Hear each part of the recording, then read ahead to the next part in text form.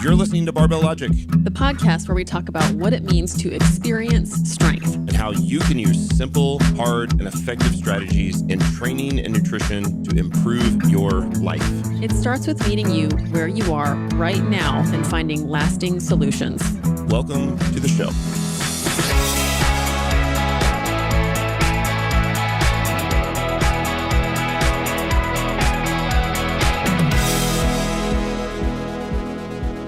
Hello, everybody. Welcome to Barbell Logic. Welcome to Beast Over Burden. This is episode number 571.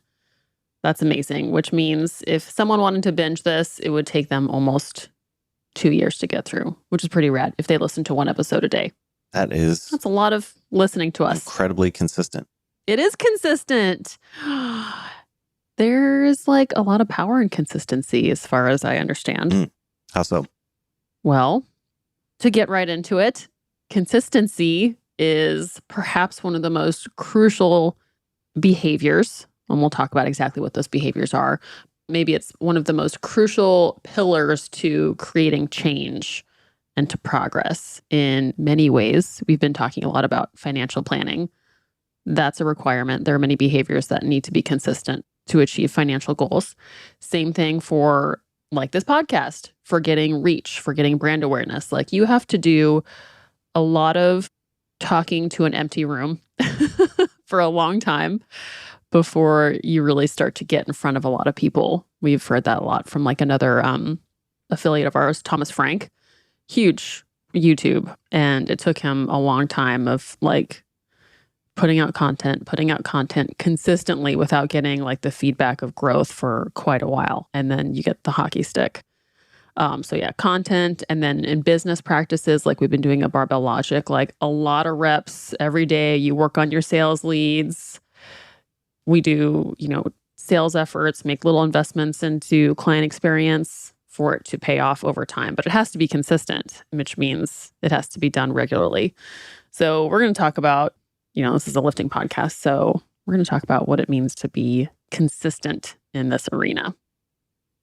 Yeah, I think there's a lot of examples of how the compound interest effect of doing something consistently over a long period of time yields significant growth or progress.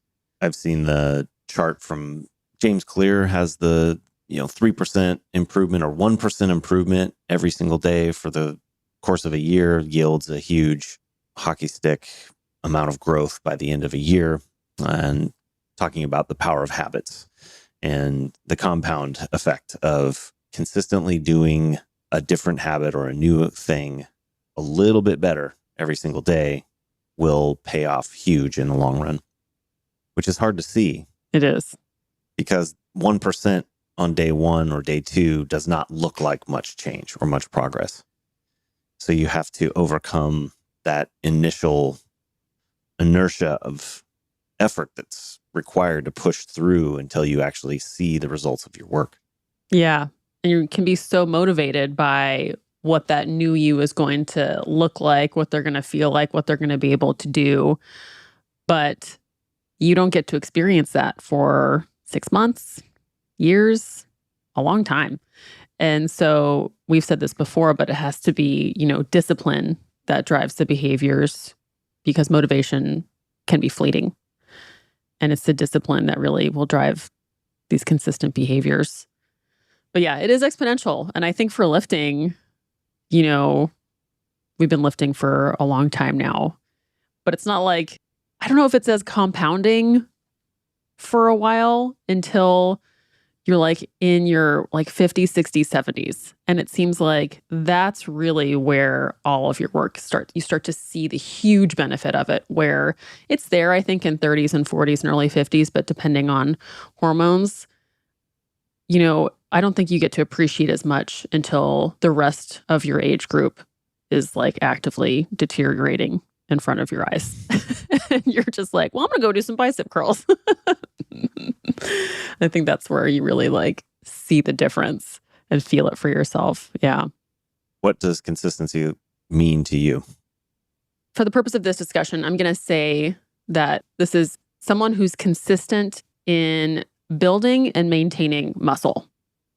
Well, to me, consistency speaks more to the actions, not necessarily the outcome. Well, okay, yeah. The behaviors that I'm going to speak to are ones that support someone who wants to walk down that path. Or how would you clarify it if necessary? Well, I prefer to remove outcome from the equation because that can often undermine the ability to maintain a healthy perspective on what it is that you're doing. And I think there can be something that you're aiming at along those lines, but nobody can consistently build muscle forever. And in fact, we reach a certain point in time where we're going to be losing muscle mass over the majority of our lives, or, Right. at least half of our lives. Over 40, we start to lose muscle mass, or at least it's an active battle against losing muscle mass. Right. Yeah, that's why I said building and maintaining. Yeah. Because that's going to be, yeah. So I guess okay, if we take outcome out of the equation, are we just starting by defining what consistency is? Yeah. What does consistency mean to you? To me, is more about what does that look like from a behavior standpoint, less about the outcome. So the behaviors that demonstrate consistency to me they're like the physical behaviors of the training. And I would like to get into that a little bit more too. And then the supportive nutrition. And there's a behavior around like consistency and planning, looking ahead and, being ready to plan to get done what you want to get done, but then also kind of plan to evolve. Like what you were just saying, where the outcome, if you're like really anchored in one outcome, that might need to shift a little bit. But if you're able to be adaptable, then I think you can be consistent in your ability to kind of take all of your circumstances into account. So a few different things there. So I would say consistency in training. And I am going to speak to an outcome here because I think I actually want to convey a tactical nugget here that someone will be able to say, yes, I am this, or no, I am not that. But for this point, someone needs to train 2 to 4 times a week for most of the year. And we can go even deeper to talk about how they're training. But I think 2 to 4 times a week per year for years and years equals someone who is very invested in the health of their muscle. That is one piece of the equation for sure. And I say 2 to 4 times a week because there might be times when traveling is in the picture for someone who is, has a different recovery system, someone who's older. 2 times a week is exactly what you might need. It's exactly what you can recover from. 4 times a week might be for someone who can recover better, who wants to train that much, and we spread out the stress, but it's a manageable number of sessions per week that you can recover from, like we've talked about a lot. And there are going to be times when you're sick and traveling and you take a week off here and there, but overall, 2 to 4 times a week for years is a consistent behavior. That's what I think for the frequency aspect of it. And then what you're doing in the gym will matter. 2 to 4 times a week of going in and stretching is different than 2 to 4 times a week of going and doing hard but doable sets. So I think there has to be some consistent approach to what you're doing in the gym as well. What does inconsistency look like?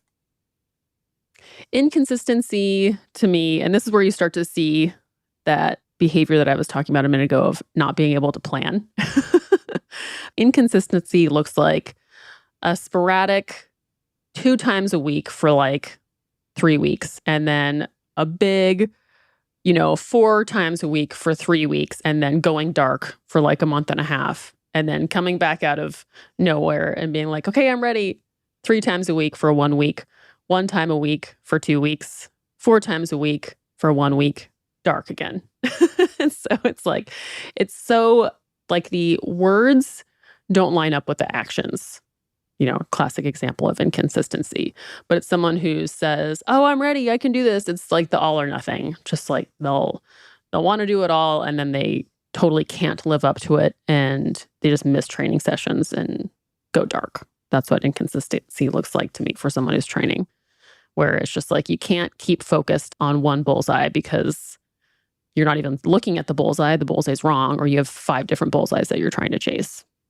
That's the actions aligning with words is big picture what resonates with me most about consistency, because I think your schedule might need to be all over the place. I have a pilot who sometimes trains once a week, sometimes trains 5 times a week. So I don't know that it needs to be a certain number of sessions per week, because life may dictate you're all over the place. Maybe you're on deployment. Maybe you've got a newborn. And so you're having to completely rearrange your schedule. Maybe it's 7 days a week. Right. I've put on a bunch of people that are lifting once a day, 7 days a week. But the thread among all of those different schedules, regardless of how many times per week they're training, is that their behavior and their actions match up with their stated priority to make choices every day that move them towards their stated goals. So they say they want to, at some point in the future, maybe sometimes it's a weight on the bar they want to lift. Maybe it's a body composition that they want to attain. Maybe it's just the lifestyle that they want to learn how to incorporate strength training or barbell lifts into their life to be able to build and maintain strength, which can look a million different ways. But the clients that I have that I would consider consistent are the ones that their identity includes physical activity, particularly with us, obviously, barbell training, and that they organize their life in a way where that fits. And it fits in a way that they can repeat over months and years. Even though 1 month it might look like 2 sessions a week, the next month it might be, maybe it's only 1 session a week, but they're prioritizing that activity in their life to be able to do it over a long period of time. Yeah, it's like they're doing what they can, when they can, as much as they can recover from, versus someone who says they can do it and then they do not do it. There's a big difference. You have to actually do it. And I totally agree. That looks so different because, newborn, new job, big life change, moving houses. You're not going to be on a 90-minute session 4 times a week. That's not for you right then. But you do what you can, when you can, as much as you can recover from. That's what equals consistency. Great example where I have a client who's moving across country from Vancouver, Canada to Washington, D.C. Wow. And this is, to me, a great example, concrete example of how he has demonstrated extreme levels of consistency, because he has been at a different gym almost every week for the last 3 weeks because he had to deconstruct his home gym. He's been at different locations with different equipment and sometimes he's had his belt available, other times his shoes aren't available, wrist wraps not always available, wrist straps not always available. You could argue at a superficial level, his training is very inconsistent. He trained 2 weeks ago, he trained twice a week. This week, he trained once a week in a gym. But he's been in constant communication with me, and we've modified his program. Sometimes it's body weight, sometimes it's machines. When he does have access to barbells, we've been able to modify that. But I would consider that behavior very consistent. Absolutely.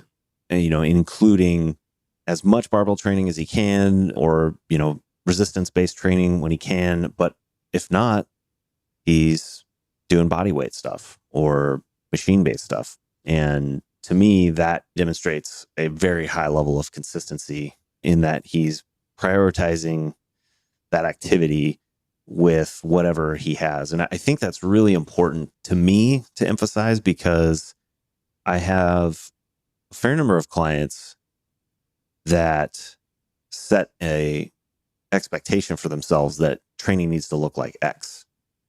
And if it doesn't look like 2 to 4 barbell sessions a week where they're adding 5 pounds every session, then they don't feel like they're being consistent, and then they just give up. And from my perspective, I say this to my clients all the time, something is better than nothing.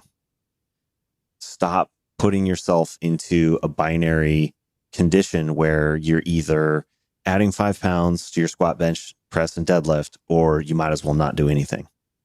I'd rather them touch the bar, even if it's just the empty bar, if that's all they can do, or if they can do body weight squats, or if they can do push-ups, do something.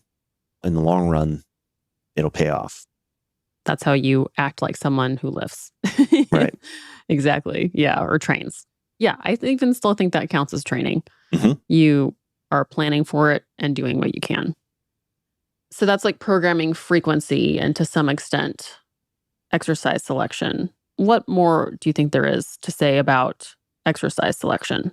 And this is where I just don't know how to not have a baseline direction, maybe not an outcome, but like, how do we decide that this behavior in the gym is different than this behavior in the gym? One of them is in support of what's important to you, and one of them is not.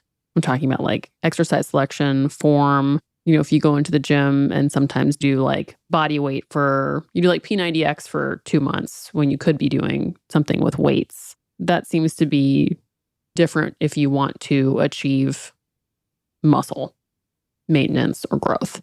And I think there's something to be said too about how you're executing the reps as well.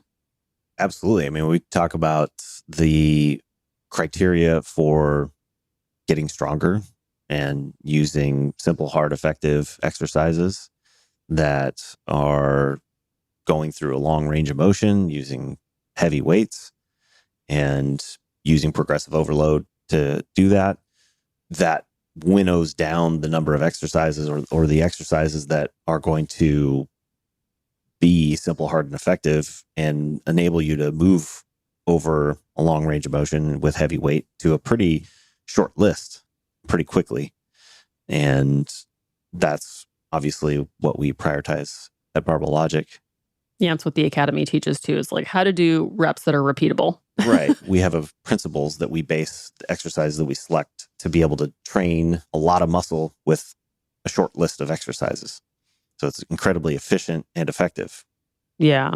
I think it's for people who don't have a coach and who don't have guidance on, yes, this rep is making you stronger. This rep isn't really making you stronger. You're just moving weight around. And for me, what comes up is the deadlift. Like deadlifting with your back and extension trains your muscles in a certain way. Doing a lot of deadlifts with your back not an extension trains your back, or not at all, places stress on your back in a different way. So at a certain point, that movement starts to be very different in the training effect. And so, like, I had spent so many years doing deadlifts with a less than flat back. And I think there comes a point where that is a no longer useful training effect because the muscles that you're intending to make stronger are getting left out entirely of the rep. And so someone who's just focused on moving the bar from A to B may be missing out on a consistent training effect.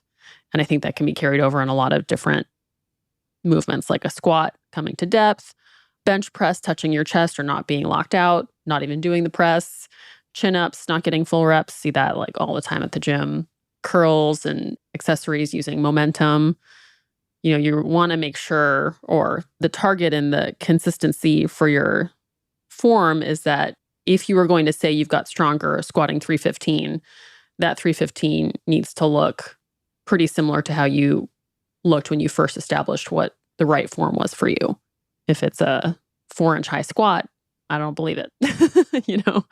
Sure, you've gotten stronger, but it's tough to, I think, really make that a consistent feedback mechanism or training stimulus. The difference between having a model and principles for defining the exercise that you do versus what I would refer to as barbell nihilism, where nothing matters and you just do whatever you want, versus having a reason for doing the movements in a certain way. And to me, it always comes back to what is the intention of the exercise.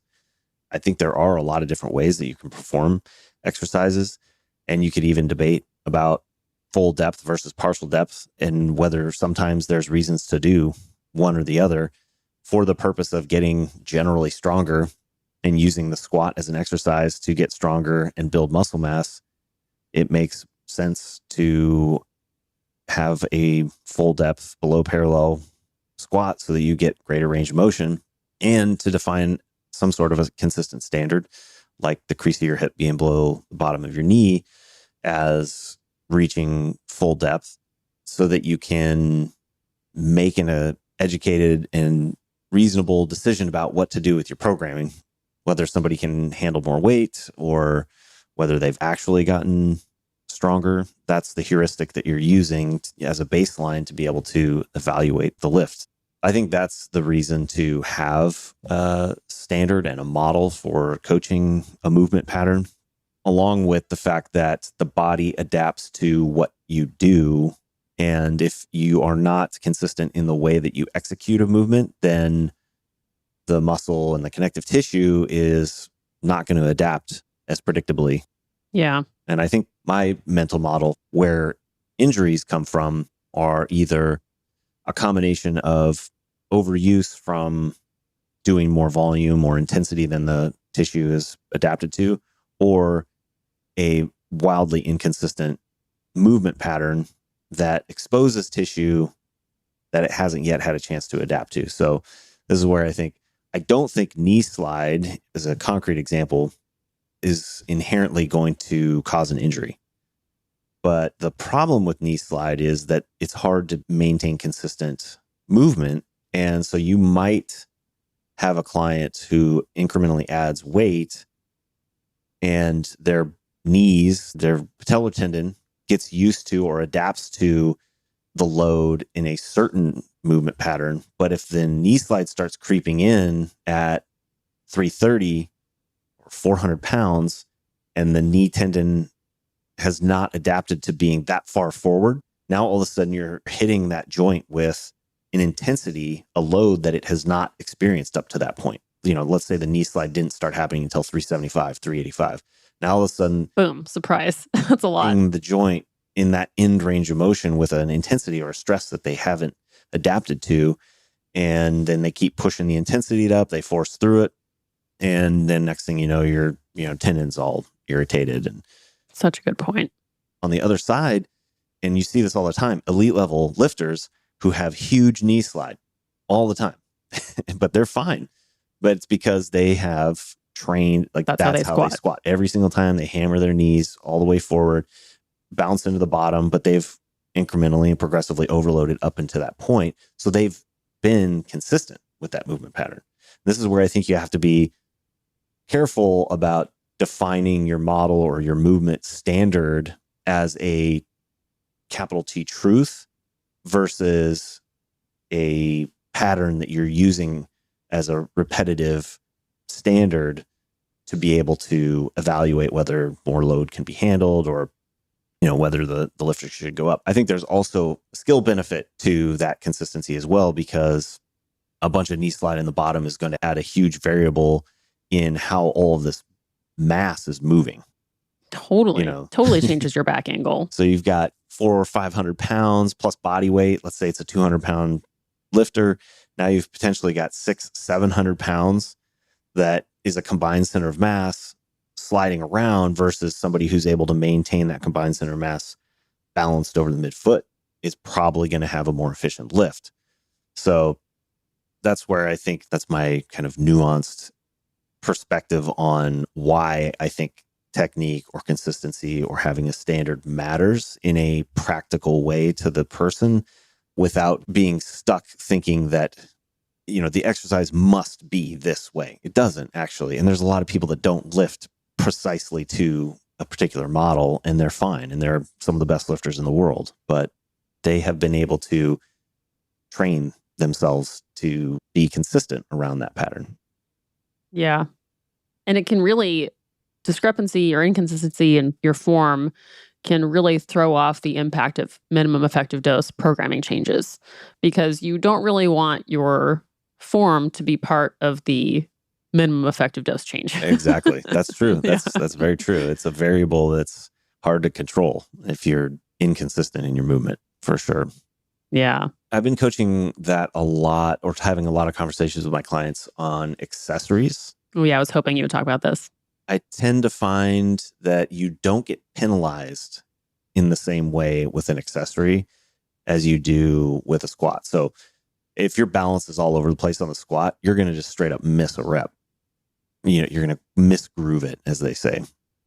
But if you slang your curls around, you're going to get the rep. You're actually going to get more reps from throwing stuff around. Yeah. And I've had to really coach people more and more on maintaining control and smooth range of motion and making it harder, really, and really trying to maximize the moment arm in many cases where, we talk a lot about how to make your squat and your deadlift and your bench and your press. We're trying to minimize moment arms a lot. Well, if I'm doing barbell curls, the whole point of the barbell curl is to stress the bicep. So I actually want to maximize the moment arm on the bicep curl so that I'm stressing the muscle to grow, because again, going back to the why of the exercise, it's not to lift more weight.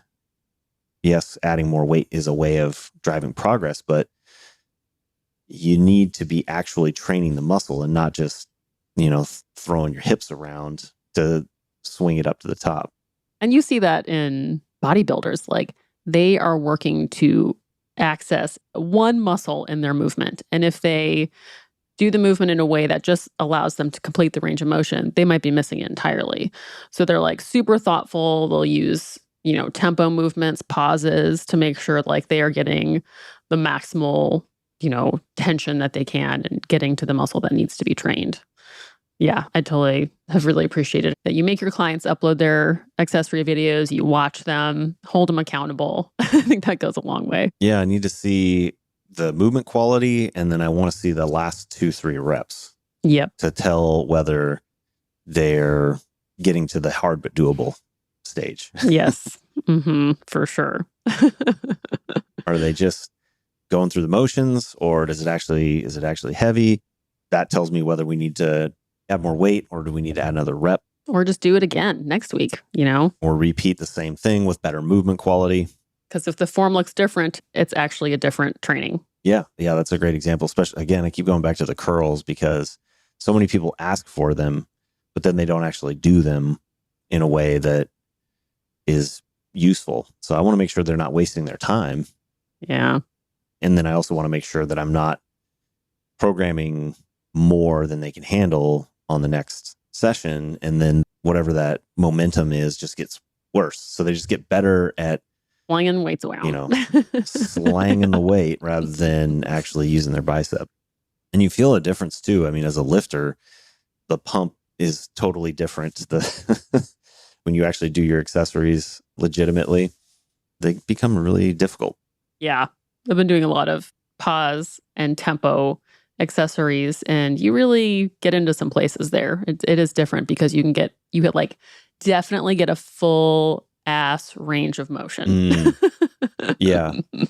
When you're doing stuff like that. Yeah. Especially like one that comes to mind recently is like a chest supported T-bar row with a pause at the top for 12 reps. You can't go too heavy on that, or else rep number 1 and rep number 12 look so different that it's not the same anymore. So it means rep number 1 isn't going to feel too bad, but the ones after that, they feel pretty different because you have to get into that full squeeze and hold a pause. It's kind of fun. Yeah, I think pause and tempo are definitely a great way to mitigate the systemic stress and also focus on the movement quality. Yeah, big time. Awesome. Well, thanks for consistently dropping knowledge bombs, Andrew Jackson. Appreciate it. You as well. Yeah. Thanks for listening, everybody. We'll be here with you again next Tuesday. And until then, be consistent with your reps, be consistent with your training in a way that works for you based on what you can do when you can do it. And we will see you next time. Bye-bye.